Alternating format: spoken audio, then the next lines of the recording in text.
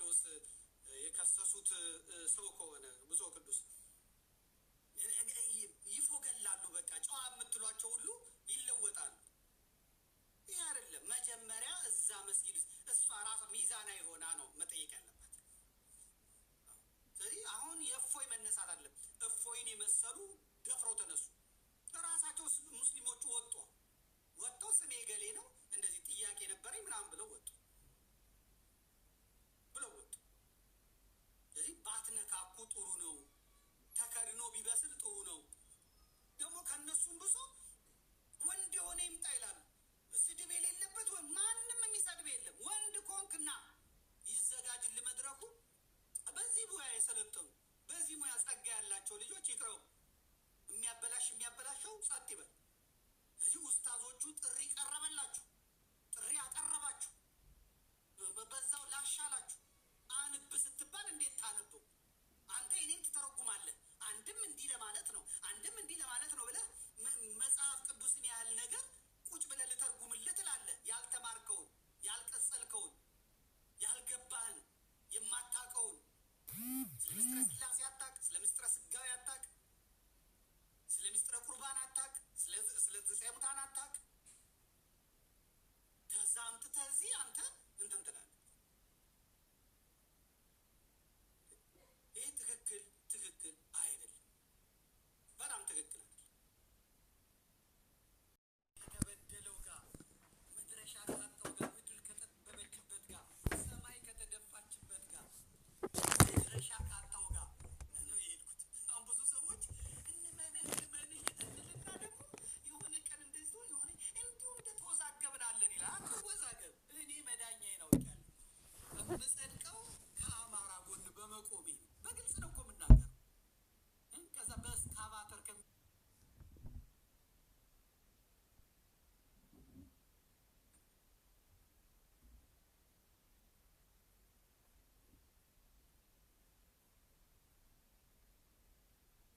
በቁሟ ታርዳ ከምትበላበት ከዚያ ህዝብ ጋር መቆም ጽድቅ እኮ ነው።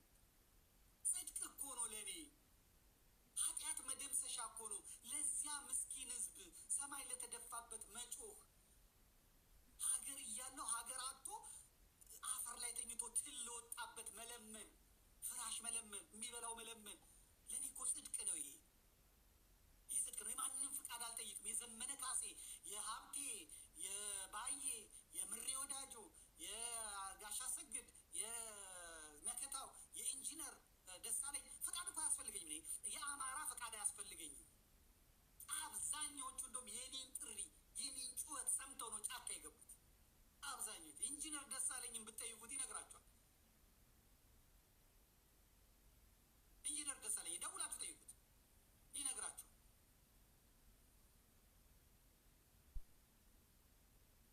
አብዛኞቹን ጠይቁ። የኔ ጩኸት የኔ እንባ እንጂ ከፍ ያለው ጌቱ የአማኑኤል አብነት ወይም ደግሞ ማዝባለ ጭራው አይደለም። ቃጥራ ሁላ አቃጣሪ ሁላ ወገናቸው እያለቀ ወገናቸው እየተጎዳ እኔ ነኝ ለምኜ አማራው ኦርቶዶክሱ እንደዛ ሲጨፈጨፍ 3 ሚሊዮን ዶላር ለምኜ እንዲከፋፈል ያደረኩት እኔ ነኝ። እኔ ዘመድኩ ኮተታ ሙላ እና እኔ ፊት አትቆምም። እኔ ፊቱ ቀርባ አትነጋገርም። ጽድቄን ስላወቅኩት ማለት ነው። ስለዚህ የአማራ ፋኖ ትግል ጥንቃቄ ይፈልጋል። እንደ እንቁላል ነው። ቅዱስ ነው ደግሞ ትግሉ ቅዱስ ነው። ውሸት የለበትም፣ ሐሰት የለበትም። የተፈበረከ ፖለቲካ የለውም። የሚያፍርበት ነገር የለውም። ዳኛ ቢኖር እውነተኛ ዳኛ ቢኖር አማራ በደሉን የሚሰማለት ቢኖር ጠረጴዛው ላይ ቢያስቀምጠው ዳኛ የሚያቀውስ ምን አይነት ህዝብ ነው? ምን አይነት መሬት ህዝብ ነው? ይህ ሁላ በደል ደርሶበት ይህ ሁላ ግፍ ደርሶበት መቻሉ ራሱ ተብሎ በጊነስ ወርልድ ቡክ ላይ የሚጻፍ ይሄ ብሔር ጥናት ይደረግበት ከመሬትና ከአማራ ማን ነው ቻይ ተብሎ ውድድር መሬትና አማራ ውድድር የሚገቡበት ነበር። ለዚህ ህዝብ መቆሜ ያኮራኛል። ከዚህ ህዝብ ተገኝተው ግን ይህንን ህዝብ የሚሸቅጡ ሸቃጮችን ደግሞ ምን አባታቸው ሊያመጡ ምን አባታቸው ሊፈጥሩ? ምንም አይፈጥሩብኝም። መንገዴ ላይ ስለቆመ ከገዳዮች እኩል ለይቼ አላውቀውም። የፋኖ መሪውን የፋኖ ቃል አቀባይ የፋኖ ወታደራዊ አዛዡን ለምን ገደል አይገባም? ለምን ገደል አይገባም? ጉሮሮን ይዘዋለሁ። ጉሮሮ የአማራ ትግል ጽድቄ ነው። በቃ አለቀ።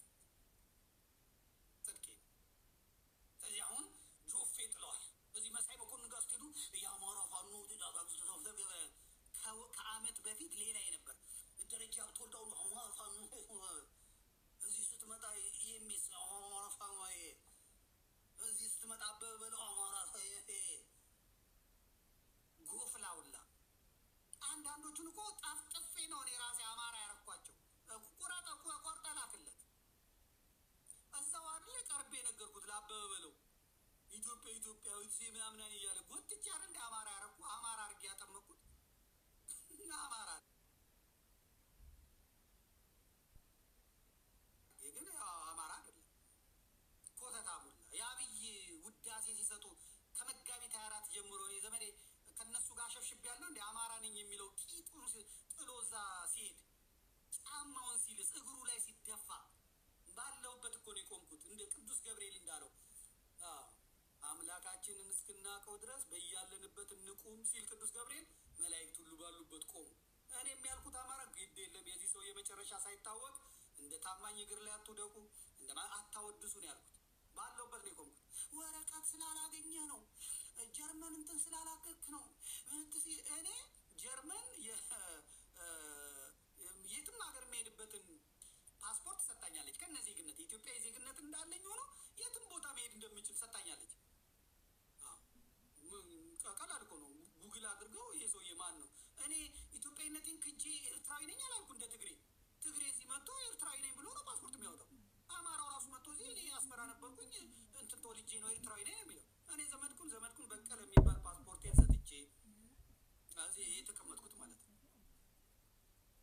ዛሬ ትግሬ ኤርትራዊ ነኝ ብሎ ግን ኢትዮጵያ መሄድ ይችላል። ኤርትራ ነው እንጂ መሄድ የማይችለው። ድሮም ኤርትራ መሄድ አይችልም።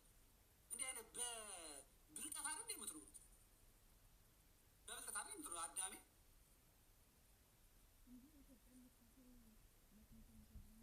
ስለዚህ በደንብ የምናገረውን ነገር ዛሬ ምርር አድርጌ የምናገረው መሰማማት ስላለ መደማመጥ ስላለብን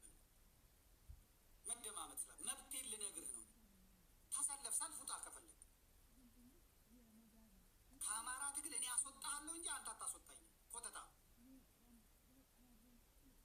ይሄን በደንብ እንድታውቁ ነው። ይኸው መጥቶ እንደዚህ ያለ እንደዚህ ሆነ ምናምን በየፈለግከውን ጩህ። ዘሬን አልቆጠርክ ደግሞ ማን እንደሆንኩ ምን እንደሆንኩ የት አባት አውቃለሁ? ምን እንደሆንኩ የት አባት አውቃለሁ?